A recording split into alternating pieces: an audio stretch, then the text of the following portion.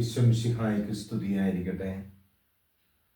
ക്രിസ്തുവിൽ എനിക്ക് എത്രയും സ്നേഹം നിറഞ്ഞ സഹോദരി സഹോദരന്മാരെ, നമ്മുടെ ദൈവം പ്രത്യാശയുടെ ദൈവം.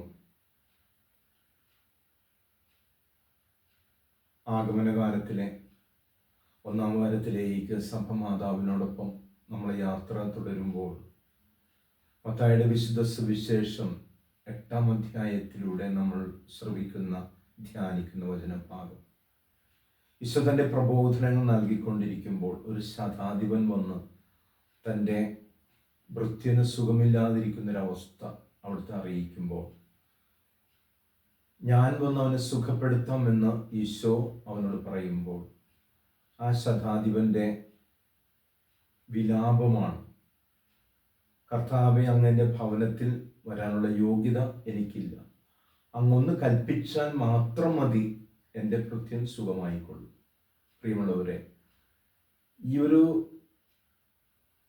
വിലാപമാണ് എല്ലാ ദിവസവും വിശുദ്ധ കുർബാനയിൽ രാജാതിരാജനായ ദൈവം, പ്രത്യാശയുടെ ദൈവം നമ്മളിലേക്ക് എഴുന്നള്ളി വരുന്ന നിമിഷത്തിൽ നമ്മൾ വിളിച്ച് പ്രാർത്ഥിക്കുന്നത്. കർത്താവേ, അങ്ങ് ഭവനത്തിൽ എഴുന്നള്ളി വരാനുള്ള യോഗ്യത എനിക്കില്ല, അങ്ങ് ഒരു വാക്ക് കൽപ്പിച്ചാൽ മതി, എൻ്റെ ആത്മാവ് സുഖമാകും.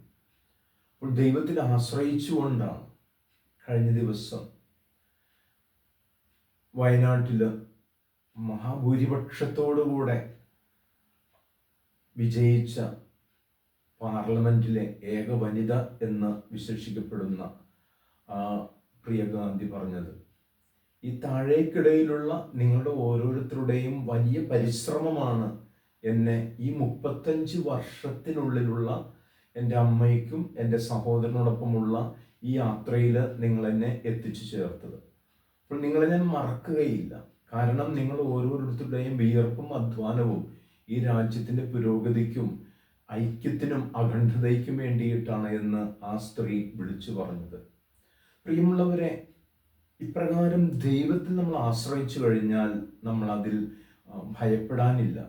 ഈശോ അതാണ് പറഞ്ഞത്, ഇതുപോലുള്ളൊരു വിശ്വാസം ഞാൻ ഇസ്രായേലിൽ കണ്ടിട്ടില്ല എന്ന് ആ ശതാധിപൻ്റെ പ്രഖ്യാപനം അല്ലെങ്കിൽ അവൻ്റെ വിലാപം കേട്ടുകൊണ്ട് നമുക്ക് ഇതുപോലെ ദൈവത്തിന് ആശ്രയിച്ച് മുന്നോട്ട് നീങ്ങാൻ നമുക്ക് സാധിക്കണം.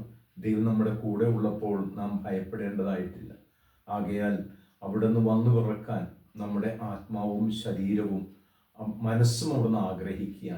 അതുകൊണ്ട് മനസ്സുകൊണ്ട് അവിടുത്തെ നമ്മുടെ ആത്മാവിലേക്ക് സ്വീകരിക്കുമ്പോൾ മറിയം തൻ്റെ ഉദരത്തിലേക്ക് സ്വീകരിക്കും ദൈവം ഇടയാക്കിയ ആ വചനം അവളുടെ ഉദരത്തിൽ രൂപം പ്രാപിച്ചത് മനുഷ്യ ശരീരമായിട്ടാണ് എങ്കിൽ തീർച്ചയായും അവളുടെ ശരീരവും ദൈവത്തിൻ്റെ ശരീരവും തമ്മിൽ, വചനവും തമ്മിൽ ഒരുമപ്പെട്ടുകൊണ്ട് അവൾ പവിത്രീകൃതയാവുകയായിരുന്നു.